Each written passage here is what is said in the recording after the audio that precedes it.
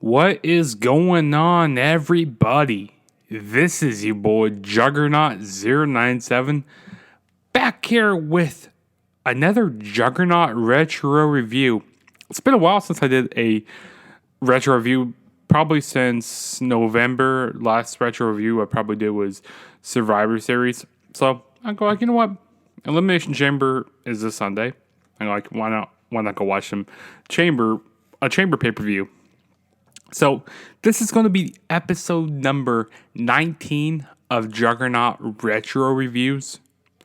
And the pay-per-view that we are going to be reviewing today is WWE Elimination Chamber 2010. And this was the first inaugural Elimination Chamber pay-per-view. This wasn't the first ever Elimination Chamber match, because the first one was back in 2002 at Survivor Series. That was the first ever Chamber match. And Chamber, I like Chamber, but it's not one of my favorite. It's not one of my favorite match types. It's a good match. But a majority of them are not my favorite matches to watch. But I love watching that 02 one, the 03 one from SummerSlam isn't bad. But Chamber ain't bad. But as the pay-per-views go, a majority of them haven't been that good. They're not really notable, not anything to remember of. I hate, and I said this many times before on my podcast, I hate how they have these pay-per-views as match stipulations like Elimination Chamber, Extreme Rules, what's another one? Hell in a Cell. They can get rid of those names, because we know that these pay-per-views are coming around. They're oh yeah, Hell in a Cell's coming around. Oh, we gotta throw these guys in a Hell in a Cell just to throw them in there. No. I want to have the surprise. They need to get rid of these match stipulation pay-per-views, or especially TLC even. And also the February pay-per-view is usually always pointless in my opinion. And also the March one. Because I feel like there should be a gap between, so they should have Rumble, and then they should have February off and March off, to build up to WrestleMania. So no pay-per-views in between there. Because like I said, the February pay-per-view over these last few years that haven't been really notable to anything. But before we get started with this review, go follow me on all my social media platforms. Go follow me on Twitter at TheTrueJSB, Instagram, TheTrueJSB. And if this is your first time ever checking out one of my videos, please smash that subscribe button. That would really help me out a whole lot. Now let's go ahead and get started with this Elimination Chamber 2010 review. So, the first match that kicked off the night was an Elimination Chamber match for the WWE Championship. And Sheamus was coming into the chamber as the champion. He was defending against John Cena, Triple H, Kofi Kingston, Ted DiBiase, and Randy Orton.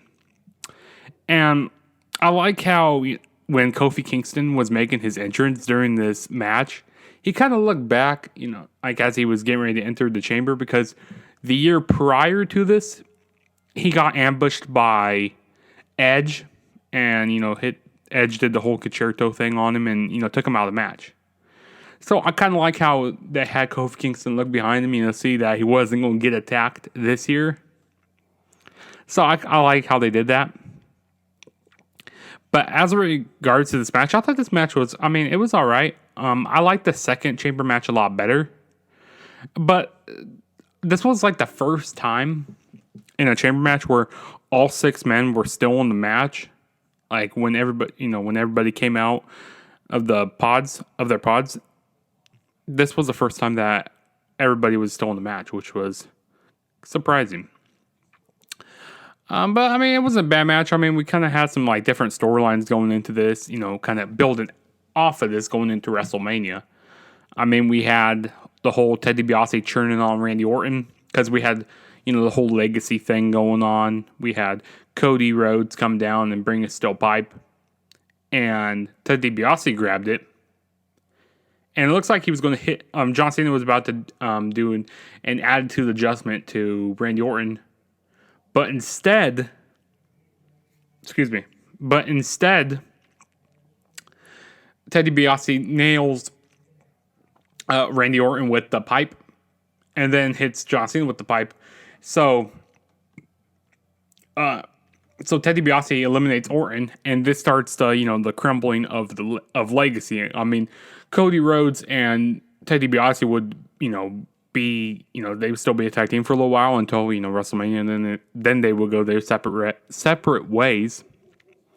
So yeah, Randy Orton was the first to get eliminated, and then Kofi Kingston eliminated Teddy DiBiase by Trouble in Paradise.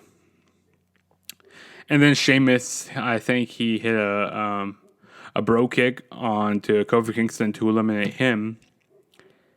And then we had Triple H eliminate Sheamus, which that kind of planted the seeds to their match at WrestleMania, because he cost him the title. Triple H cost him the title.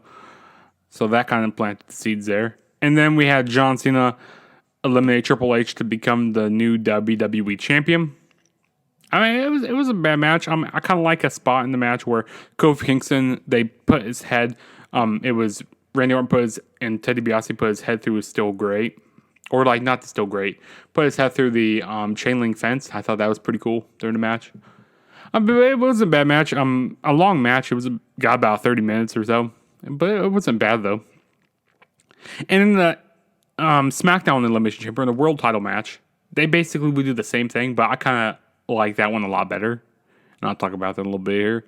But yeah, John Cena would end up winning this match here, becoming the new WWE champion. And it looks like, he's going to go into WrestleMania. But, Vince McMahon came out. And, how John Cena was working with Bret Hart. And Bret Hart and Vince McMahon had that little rivalry going on. Vince didn't like that. So he was like, hey, you got to defend your title one more time. And it's against this man, Batista. The Animal Batista. So Batista came out. It was a couple-minute match. Batista hit him with a spear. Hit him with a Batista bomb. 1, 2, 3. New WWE champion.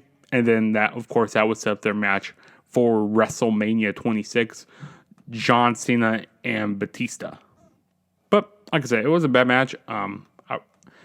At this time, when I went back and watched the show, I got like, whoa! I wasn't expecting Batista to take the title. And Cena didn't have like much luck at these shows because in 2006 he got cashed in on. His title got cashed in on by Edge, the ultimate opportunist. And then 2008, Edge got his way into the world title and, basically stole the title from Cena there. So Cena really didn't have much luck. I mean, even though he won some of these matches, he didn't have much luck at these shows, like these chamber matches and stuff. But yeah, that was that match there. And then the next match we had was the Intercontinental Championship match. Drew McIntyre defending the title. No. Yeah, Drew McIntyre defending the Intercontinental Championship against Kane. This was a boring match. I mean, a lot of rest holds in here. Really, not much going on in this match. I mean, Drew McIntyre, he poked Kane in the eye at the end there, and then hit the future shock DDT to get to 1, 2, 3. And it's crazy looking back at Drew McIntyre, how small he is compared to now, how big Drew McIntyre is. It's crazy. It's nuts. And, of course, at that time, they were calling him the Chosen One, which they did not use him very good. But I'm happy they're using him better now in WWE. And then the next match we had was Layla and Michelle McCool versus Gail Kim and Maurice. This was a whatever match. I mean, Layla won this match. I mean, this was the time, where they had the whole divas and stuff. And I mean, they still had the women's division, but this was when they weren't giving the women very much time. And it's unfortunate because all 4 of these women were pretty good, but yeah, Layla got the win here. I don't remember much from this match. And then in the next match we had was the United States Championship match, and this wasn't supposed to be on the show, but I think on the Raw before this, they did a tag team match with Mark Henry and MVP versus Show Miz, the Miz and Big Show. And MVP he pinned the Miz, and that's how he earned this title match. And the pay-per-view prior to this, Royal Rumble, they had a match in which was on the card, which like I said, same thing for this one. This match was on the card. It just got made and stuff. But this wasn't a bad match. They worked pretty good together. The Miz would end up retaining his United States Championship. Not a bad match, though. I enjoyed that. But there's nothing to go crazy about. You gotta go check this out. No. It was just an alright match. I mean, they worked well together. I never seen really a bad match with the Miz and MVP. And then the next match we had was the main event for the World Heavyweight Championship in the Elimination Chamber. We had The Undertaker defending his World Championship against Chris Jericho, John Morrison, Rey Mysterio, CM Punk, and R-Truth. Now, the first competitors that started this match was R-Truth and CM Punk, which you knew that R-Truth was not going to win this match, and so they basically did the same format where each person came out and they eliminated, so R-Truth eliminated Punk. Punk eliminated R-Truth. And then after that, he kind of, this when they had the whole Straight Society going on here. So he got on the mic. He basically cut a promo on everybody, saying why he's going to be the savior. And, he says, put your hand on the screen and stuff. The whole gospel, trying to preach to everybody. I like this CM Punk here. I really did like this Punk. But yeah, Punk would eliminate R-Truth. And then Rey Mysterio would end up eliminating CM Punk. So that would kind of plant their seeds for their match at WrestleMania, CM Punk and Rey Mysterio. And then John Morrison eliminated Rey Mysterio, which that was pretty good. Kind of helped out John Morrison a little bit there. I think he hit him with a Starship Pain or something like that. And then The Undertaker eliminated John Morrison with a Last Ride. And then it was Chris Jericho. So it looks like Chris Jericho was going to get beat. He was trying to be one of those pussy heels. I know I said, I shouldn't be cussing right now. But he was trying to be one of those, chicken shit heels. And, just run away, high in the chamber. And it looks like Jericho was going to lose, Undertaker had him in the Hell's Gate. But Shawn Michaels, he came up through the grate. Under the chamber, and he got in the chamber and hit the sweet chin music on The Undertaker and new World Heavyweight Champion Chris Jericho, which I thought this was smart the way they did this, because Shawn Michaels, he was obsessed with having a rematch. He was saying, I need to have this rematch with Undertaker. He needs to get not necessarily his revenge, but he wants to show that he can beat The Undertaker at WrestleMania. And, that, of course, will lead to their match at WrestleMania 26, streak versus career, which, that's when Shawn Michaels retired. But I thought this was really smart because, at the Rumble, Shawn Michaels really wanted to win, but it just didn't happen. He got eliminated and he was so upset. So I like the way the storyline went. It was smart. The way they had Undertaker lose here. And then, of course, that will lead to the Jericho and Edge match, because Jericho and Edge the prior year, when Edge got injured, basically Chris Jericho started talking bad about Edge. So that would plant the seeds for that match, Chris Jericho and Edge. So, I mean, it was smart the way they were booking this. But, yeah, I thought this was a alright show. I mean, nothing you need to really go home, go out of the way and watch. But it wasn't bad. If I had to pick a match you go back and watch, I would say the main event. And maybe the Miz versus MVP. But that's about all. This show was, it was alright. I mean, it's not the worst chamber, but it's not the best either. But, yeah, that was my Juggernaut retro review. And like I said at the beginning of the video, hit that subscribe button.